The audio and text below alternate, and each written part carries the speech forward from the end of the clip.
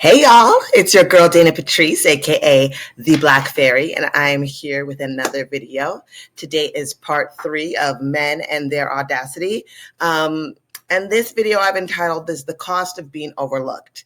If you haven't watched part 1 or 2, I've been talking about how men overly cite themselves, how they are their own experts a lot of the times, and how women, we need to be doing the same, especially if we want to be seen in these spaces more often. Now, as far as today's video, again, we are talking about how, the cost of being overlooked, right? Citations, awards, grants, tenure. In academia, these are more than just achievements, right? They're stepping stones. And they determine who gets funded, who gets promoted, and who gets remembered. But what if I told you that who gets recognized isn't always based on merit? In this first part of the series on gender bias in academia and recognition, we're talking about what happens when women are pretty much consistently overlooked, how it affects their careers, their visibility, and their future in academia. Okay? So if you don't know already, my name is Dayna Patreace, aka the Black Fairy, and this is my channel, Black Fairy Things, where we discuss deconstructing patriarchy, deconstructing Christianity, and really just becoming the best goddess versions of ourselves, how we can do that, what that looks like, and how we can build ourselves up more within this world around us, especially living in a patriarchy, right? So I'm going to continue this. I'm just going to play the intro. I'll be right back and we will talk about this.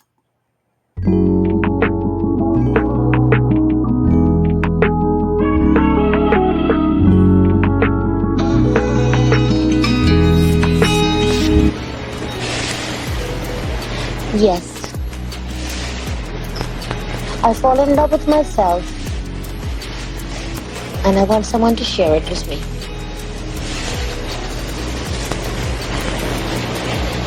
I want someone to share me with me.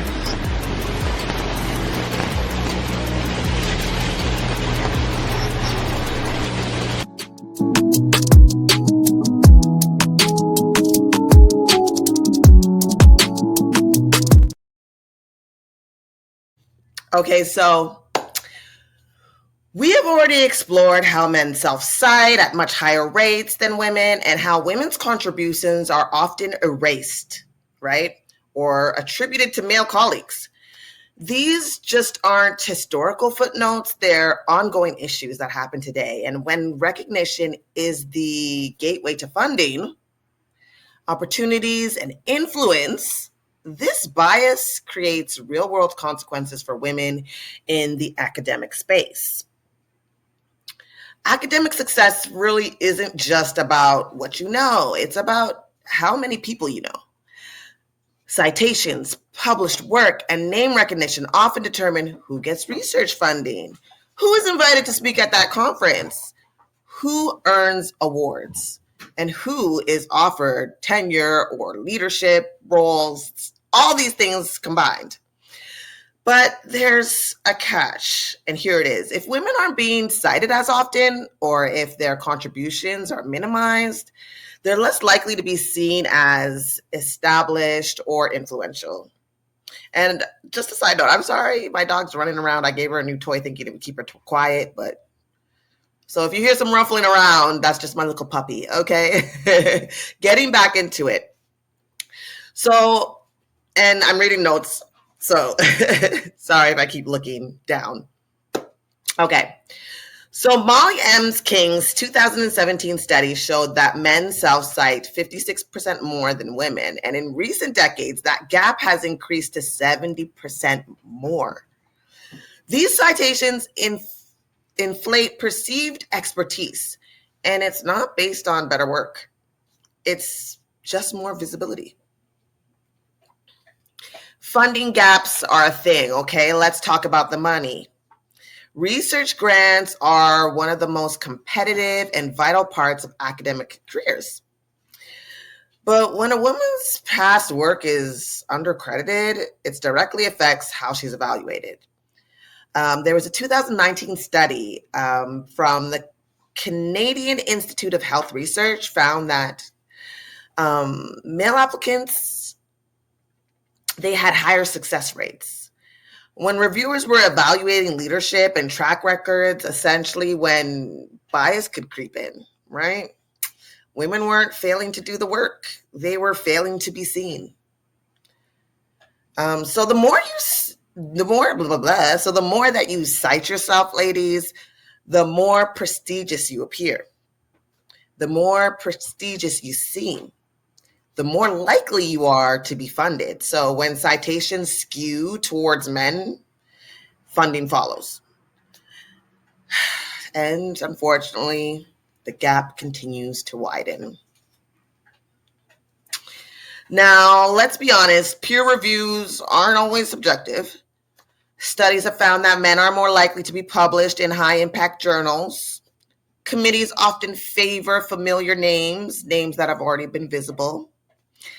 And when those names are mostly male, it creates a loop where men get cited, published, awarded, and elevated. That brings us back to the Matilda effect, which we talked a lot about, which was pretty much the whole perspective in video 2, right? The middle, blah, blah, blah. Sorry. The Matilda effect, coined by historian Margaret Rossiter. I'm not sure if I'm pronouncing that right, even to this day. But it describes how women's scientific achievements are often accredited to the men. It's not just about being erased, it's about not being believed as an expert. Even today, women often find themselves second-guessed, asked to justify their credentials, or passed over for awards in favor of their male peers. This I see all the time, y'all. Like, I listen to a lot of conversations online, especially when it comes to deconstructing patriarchy. I'm on TikTok. I'm listening to a lot of panels from both that are led from men and women. And it's the same thing across the board. It's funny to me how many men actually speak with such confidence about things that they don't know anything about. And yet other men will be like, yeah. But when we look into it, when it comes down to it, there's no real reason to believe them. There's no studies. They don't even know the name of the studies. They're taking red pill little comments from video clips and stating things as facts, knowing they never researched anything. But again, because they learned it from a man, they just assume that he must know what he's talking about. And then when women interject, they get upset. They get real dismissive. They want the women to prove themselves. I mean, a man says something and its word is bond. There's this one guy that I follow. He's also here on YouTube. His name is The Public Offender. Super cool guy, seemingly. But he defends women a lot in these aspects. He challenges men all the time about their thinking and the patriarchy and such things like that. And the way that they treat him and react to him, who is saying the same things as the women, vast difference. And I think that this series is pretty much showing us why that is. Now I'm going to take a quick break while I get to this next part of the video. Please remember to like, share, and all that good stuff. Hey, you guys, it's your girl, Dayna Patreace, aka the Black Fairy. And I am just here to remind you, please like, share, comment, subscribe, okay? Click that notification bell so you don't miss out on any new videos or any new lives, okay? I will be coming here with more and more information. So please, you don't want to miss out. And this is just a quick reminder and a quick thank you, because it's a free way to support the channel and to support me. I love y'all. So let's get back into it, because this isn't just about immediate losses. The impact of being overlooked compounds over time and has been compounding over time, right? When women receive fewer grants, get published less, and are cited less, they are less likely to reach tenure, be promoted to leadership positions, be invited to decision-making circles. And the burnout from constantly having to prove ourselves or be taken seriously, that drives many women out of academia altogether. So when we ask why there aren't more women at the top, we have to really look at the system that's consistently sidelining them at every single step and turn. So I know this sounds heavy, and it is, but there's ways that we can challenge this system. Solutions are, how can I say this? So solutions aren't just possible, they are very much necessary.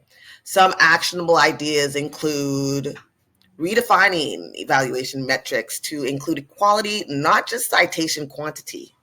Okay, blind peer reviews is an amazing idea where gender and identity aren't even known or considered.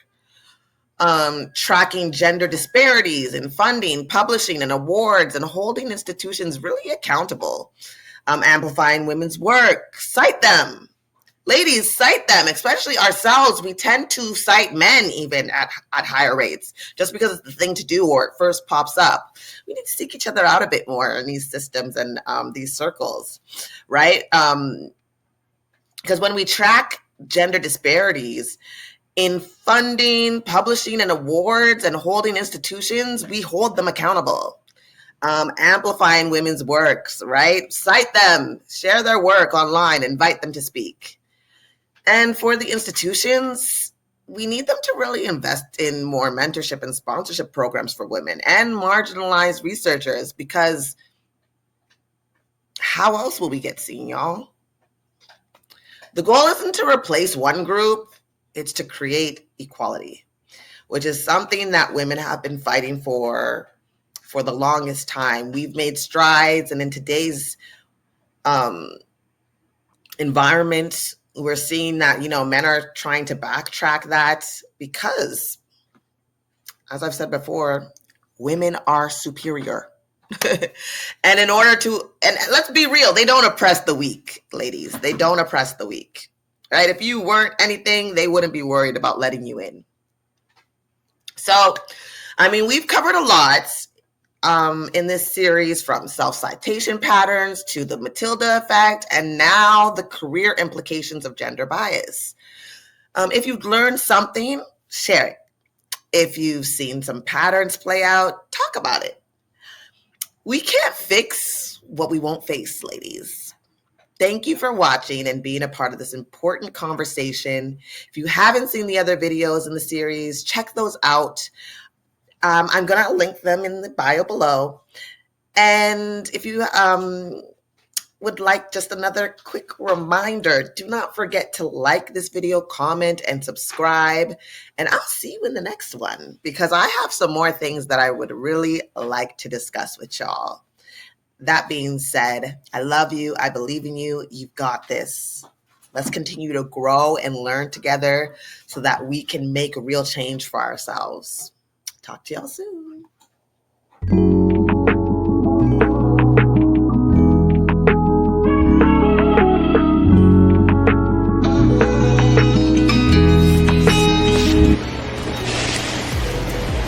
Yes. I fall in love with myself, and I want someone to share it with me.